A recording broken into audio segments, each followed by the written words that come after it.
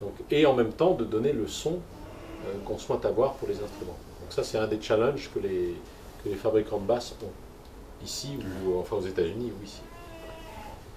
We try to buy wood that has already fallen so that nothing is cut fresh, like the pistachio and the walnut.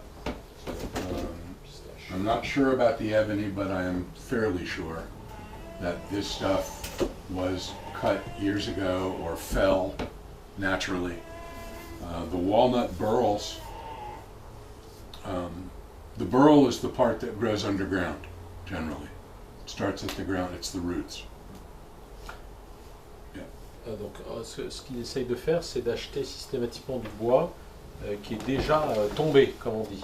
C'est-à-dire du bois qui n'est pas coupé exprès pour être revendu.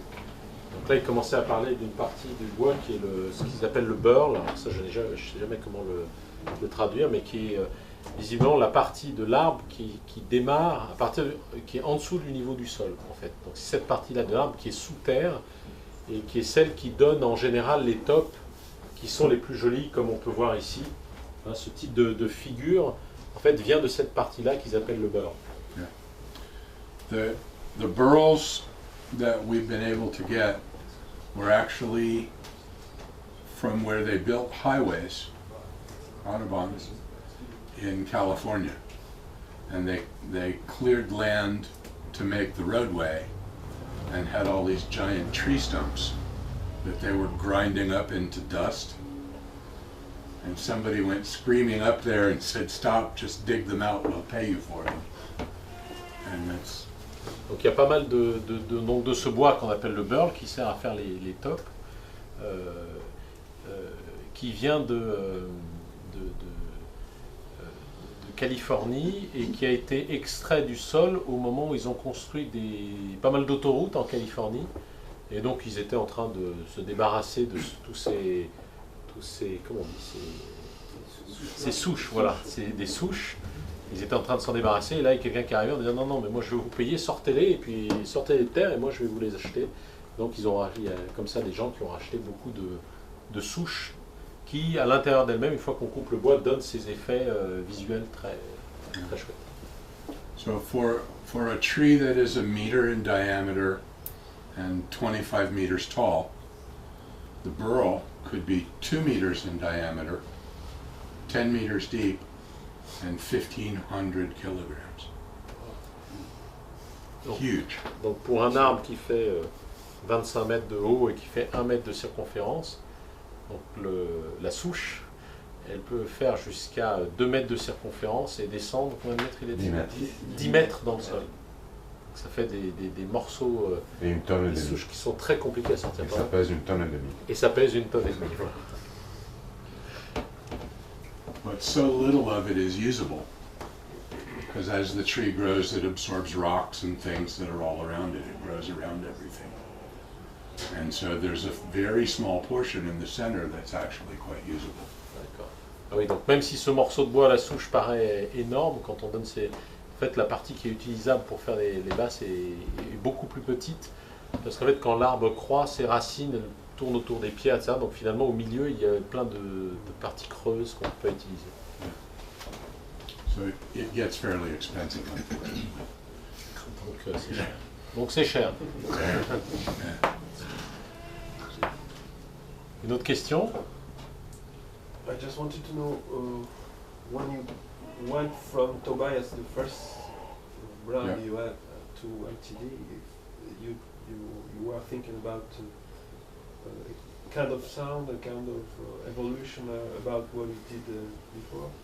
And another question is, what is fixed if the pickups are always in the same position, and if it's the only thing is it changes just the woods?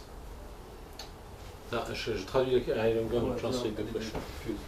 Donc il y a deux questions. Hein. C'est que, la première question, c'est quand Michael est passé de sa première société, Tobias, qu'il avait vendu avec Gibson, à sa deuxième société, qui est maintenant MTD, en quoi est-ce qu'il avait une intention différente en termes de conception d'instruments, de son, etc. Et la deuxième question, c'est est-ce que tout est fixe jusqu'à la position des micros, c'est Ouais, ça? et savoir si lui, il travaille surtout sous les bois et le reste, il est vraiment fixe. Bah oui, c'est ce qu'il a dit tout à l'heure. Les micros Tout sont- est fixe. Tout est fixe, y compris even the pickup position is It's supposed to be, but they vary slightly. very. They vary slightly. It's handmade, so that everything's always a little different. But the first question, before I sold Tobias to Gibson in 1990, music was changing in Los Angeles. And I was trying to change the instrument to the music. Even at MTD, the basses change about every 6 months. It's an improvement or a change that makes the sound better. Nothing radical, but all small steps. Donc déjà à l'époque, quand il a vendu sa société, il percevait qu'en fait la musique était en train de changer, donc le besoin des musiciens était différent. Et aujourd'hui, Michael fait évoluer en permanence ses instruments, et ça peut même être tous les 6 mois par moment où il va faire apporter des petites modifications pour essayer en permanence de coller à ce que devient la musique, de façon à ce que les instruments ne soient pas dépassés par ce dont les musiciens ont besoin. So I had tried to make changes. I built neck-through basses for 21 years. And the neck-through has a very good sound, but it's not always audible in the mix. There's too much fundamental, too much of the center of the note on the low strings in the neck-through bass. Donc pendant 25 ans, ça, Michael a fabriqué des basses à manches traversant, et après il a cessé parce qu'il considère que, ça devient un peu technique, qu'il y a trop de fondamental dans le son et pas assez de... Partiel. Pardon? Les partiels. De partiel. Oui. De partiel autour. Moi, je ne connaissais pas le terme. Des harmoniques. Ou d'harmonie autour. Voilà. Donc le son est trop centré, trop réduit sur la fondamentale. In the mix and to your ear, that extra fundamental becomes a low-end rumble. It becomes mushy and indistinct. Donc, ce que dit Michael, c'est quand dans le mix, le fait qu'il y ait trop de fondamentales, ça rend les basses moins précises, ça les rend un peu, elles peuvent même être, je crois qu'on dit baveuses chez nous, hein, peuvent être un peu baveuses, moins clairement définies que dans un instrument, as opposed to a bolt-on, As opposed to a bolt-on, which has much less fundamental in the low tone. The telephone produces nothing below 270 hertz. Yet when you talk, your ear can tell a male voice from a female voice. And you hear the bass response that isn't really there, but your brain tells you it is. An Ampeg SVT, the old Ampeg, 200 pounds, produces nothing below 100 hertz. But it has such a great low B string with those 6 10-inch speakers. Your brain fills it in. If it produces all that information below 100 hertz, it's like putting your head in a trash can. And it's just rumble, it's unclear. Donc en fait, il y a 2 exemples que Michael donne donc le téléphone et un Ampeg SVT qui donnent aucun des deux d'informations pour le téléphone en dessous de 270 Hz, c'est ça, hein, j'ai dit. Et pour le SVT en dessous de 100. Et ils disent le cerveau a une capacité à recomposer les fréquences manquantes et à dire, même si au téléphone il n'y a pas de grave, il n'y a pas de basse, fait que c'est une voix masculine, une voix féminine, mais de la même manière, il n'y a pas besoin d'avoir une tonne de fréquences trop basses pour produire le son de la basse, parce que le cerveau a aussi une capacité à interpréter, à compléter les signaux qu'il perçoit. I'm trying to translate this. That's why I'm looking at this guy who is a sound engineer. And went to Berkeley. he may help me. Yeah. So some bass builders get around that by using lots of laminates. lots of pieces together. 5-piece, 7-piece, 8-piece bodies, all sandwiched, and a lot of pieces in the neck. And that helps control it because it makes the dynamic range of the bass very narrow and focused. D'accord. Donc certains fabricants de basses, pour arriver à contrôler cette diversité d'informations, utilisent beaucoup de combinaisons de bois. Ils font des sandwichs de 5-7 plis dans le corps, dans le manche, etc. de façon à recalibrer le signal et à le rendre plus étroit et plus précis. So, I like the opposite, lots of dynamic range. That way the player gets to choose and make his technique do the work to control the bass. Donc Michael préfère des constructions beaucoup plus simples, sans ces empilements de bois, et laisser le musicien contrôler et fabriquer son son avec sa technique, plutôt qu'avec un instrument qui, par définition, va être recadré, va recadrer le son dès le départ. Right, so this is a roundabout way to answer your question. As I was leaving Gibson, these are changes I wanted to make that Gibson would not allow. And we were allowed only to build those neck throughs and a few killer bees like the one that you have. But they would not let me do any of the changes that I wanted to do. And when I left, I was free to do whatever I wanted and did just that. Pour revenir à la question de départ, ça fait partie, toute cette réflexion sur le son fait partie des changements que Michael voulait faire à l'époque où il a vendu sa société à Gibson et où il travaillait encore avec Gibson, lui, et que Gibson n'a pas voulu qu'il fasse. Et du coup, ils se sont séparés. Michael a repris son indépendance et il a recommencé à fabriquer des basses, donc il a commencé MTD. Et à ce moment-là, il a fait tous ces changements qu'il voulait faire et qu'il vient de décrire avec sa nouvelle approche qui consiste à ne plus faire des manches traversants, etc. etc. Okay. The last question was you two, the way you communicate, because you told me you never say technical thing to him, so you say also that you work with him for a lot of years. So Yeah. the long of this period, you ask him what you were looking for to let